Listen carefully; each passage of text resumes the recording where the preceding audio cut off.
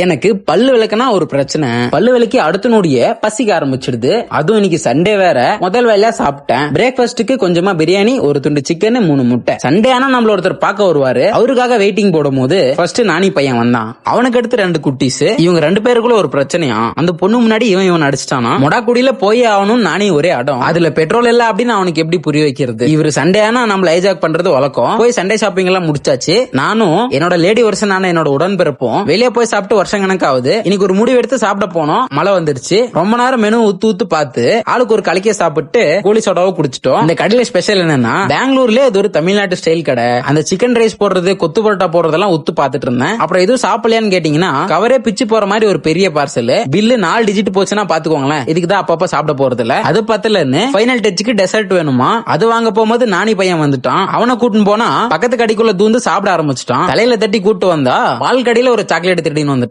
காசை கொடுத்து போய் கொடுத்துட்டு வாடான்னு அனுப்பிச்சு விட்டேன். வாங்கின்னு வந்த பாலை அம்மா பாத்திரத்தோட கருக்கி விட்டாங்க. இதெல்லாம் வீடியோல போட்டுறாதுன்னு சொன்னாங்க. அவங்க சொல்ற வரைக்கும் ஐடியா இல்ல. இப்ப எடுத்து போட்டேன். அடுத்து நம்ம ஷட்டல் பேக்ல ஒரு கப்பு என்னன்னு பார்த்தா இந்த ஸ்லீவ்ஸ் தான். அதை வாஷிங் பண்ணிட்டு நைட் டின்னருக்கு மத்தியானம் அந்த மிச்ச மீதியை சூட் பண்ணி சாப்பிட்டு தூங்க போயிட்டேன்.